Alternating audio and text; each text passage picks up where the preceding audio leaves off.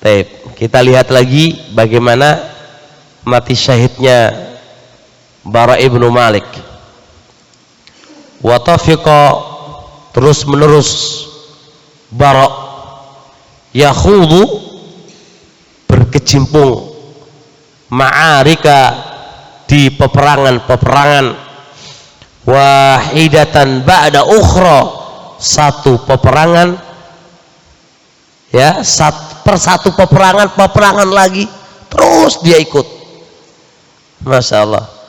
Jadi dia terus menerus yahudu, berkecimpung, ma'arik, di peperangan-peperangan, wahidatan ba'da ukhra, satu peperangan selesai, ikut lagi satu peperangan lagi. Kemudian seterusnya, kenapa dia ikut terus perang dari satu peperangan ke peperangan yang lain? Tidak ada lain kecuali syauqon, karena rindu, ila tahqiqi umniyatihi, untuk mewujudkan cita-citanya dia, al-kubro, yang paling besar, wa haninan, dan karena rindu, ilal lihaqi, untuk bertemu binabiyihil karim, dengan nabinya yang mulia. Artinya dia ingin mati syahid. Itu aja. Dari peperangan satu ke peperangan yang lain, dia hanya pingin mati syahid tok. Masya Allah. Jadi nggak ada rasa takut, karena imma dia mati dan ketemu dengan nabinya yang mulia. Itu aja, nggak ada yang lain. Lihat bagaimana, hatta sehingga kana yaumu fathi tustar, pada waktu kemenangan perang Tustar, min biladi Faris, dari negeri Persia. Sekarang ini perang melawan ya Persia dengan dikenal Tustar, peperangan Tustar. Faqad tahassonal fursu, orang Persia mengambil benteng fi ihdal qilai al mumarradati, di salah satu benteng yang paling tinggi dan paling kuat. Jadi Persia itu banyak benteng, tapi ketika melawan kaum muslimin itu, dia mengambil benteng yang paling tertinggi dan benteng paling kuat. Dia langsung di benteng itu. Terus bagaimana? Apa yang dilakukan kaum muslimin? Fahasarahum al muslimun, orang muslimun hasara, mengepung mereka, mengepung benteng itu, dikepung oleh kaum muslimin. Wa ahatu bihim, kaum muslimin meliputi mereka, sebagaimana ihatatas siwari bil mi'som, sebagaimana gelang tangan, gelang tangan meliputi pergelangan tangan. Mi'som, pergelangan tangan. Asiwar, gelang tangan. Tahu gelang tangan? Gelang tangan meliputi pergelangan tangan, berarti peliputan yang tidak pernah ada lubangnya, berarti benar-benar dikepung, tidak ada satu lubang pun darinya. Jadi dikepung dengan kepungan yang sangat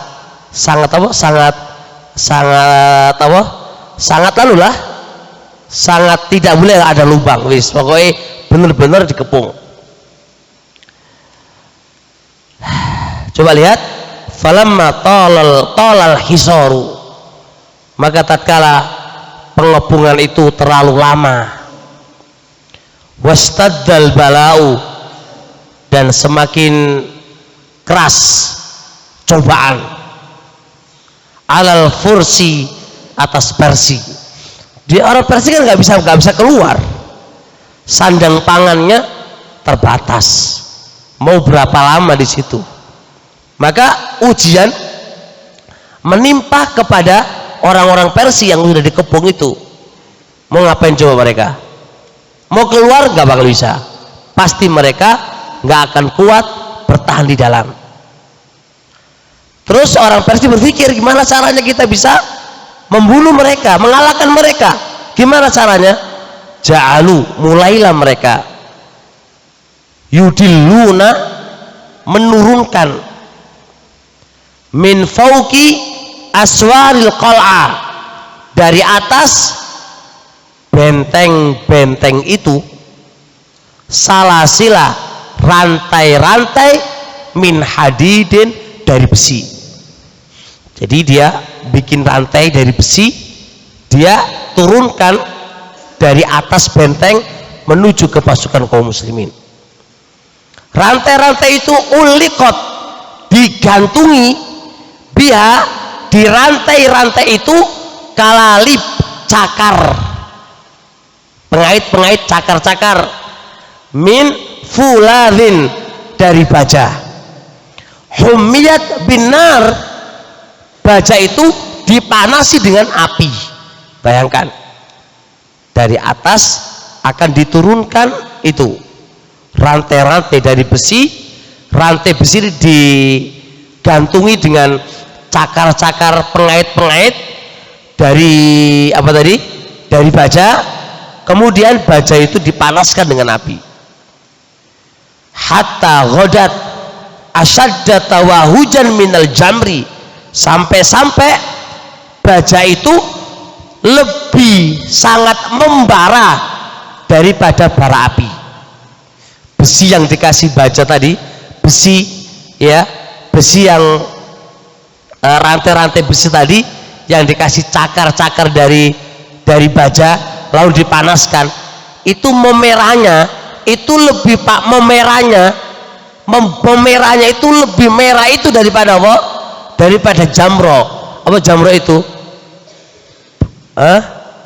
Kayu bakar yang dibakar itu jenis apa? Bara api.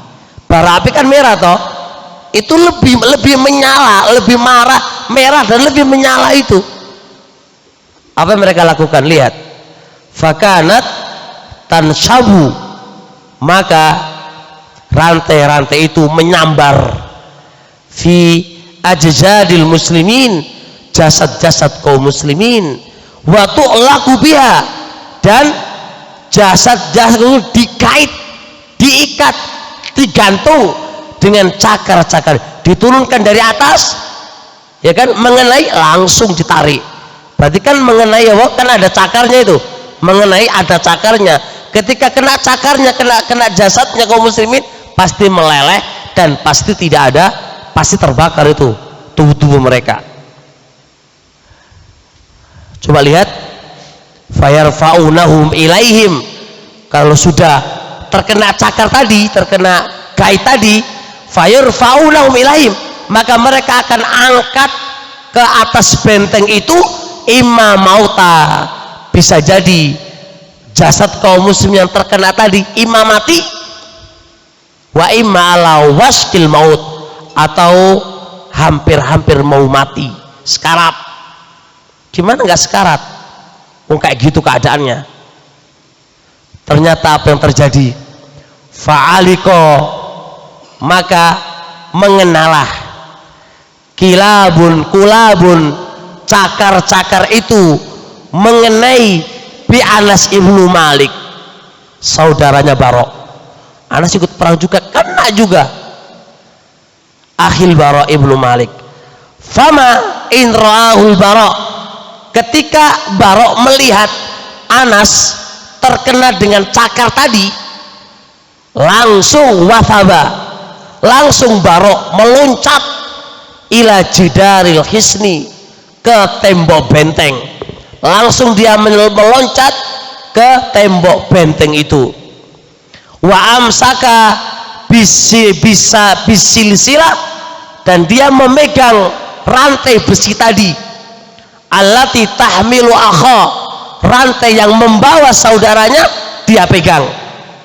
Wa ja'ala yu'alijul kullaba, maka dia pun berusaha yu'alij, menangani bukan mengobati, menangani al-kullaba, cakar-cakar tadi, liyukhrijahu min jasadi, supaya dia bisa mengeluarkan cakar-cakar itu dari jasadnya Anas. Dia tangani gimana caranya cakar tadi yang mencakar jasadnya Anas itu bisa dikeluarkan dari jasadnya Anas. Fa akhadhat yaduhu tahtariku wa tudakhinu, maka tangannya Barok mulai terbakar, wa tudakhin, dan berbau asap. Mulai terbakar, gimana nggak terbakar? Wong rantai itu panas, ya kan? Dari baja, kemudian dipanaskan, dia pegangi, otomatis tangannya itu terbakar dan bau apa? Bau asap. Falam ya'bahu laha, Barok pun tidak memperdulikan laha terhadap tangannya, hatta anqadha akhah, sehingga dia bisa menyelamatkan saudaranya. Tidak diperhatikan tangannya tadi.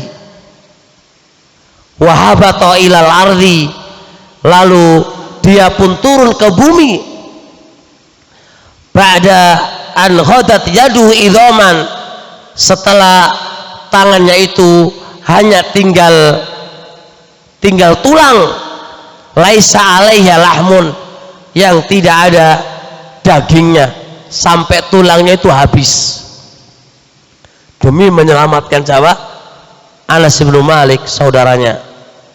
Fa fi hadhil ma'rakah, dalam peperangan ini, da'al Bara ibnu Malik, Bara ibnu Malik berdoa kepada Allah, ayyarzuqahu syahadah, Allah memberikan rezeki kepadanya berupa mati syahid. Fajaballahu doa, maka Allah pun mengabulkan doanya Bara.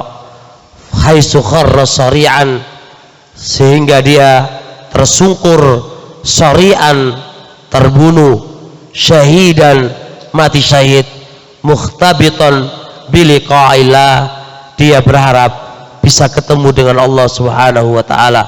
Nazzarallah, semoga Allah menyinari wajhal Bara ibnu Malik, wajahnya Bara ibnu Malik fil jannah, wa aqarra aina, dan menyejukkan matanya, bisuhbati Nabi Muhammad, dengan menemani nabinya Muhammad sallallahu alaihi wasallam, wa radhiya anhu wa ardhah, dan semoga dia ridho kepadanya, Allah pun meridhai kepadanya.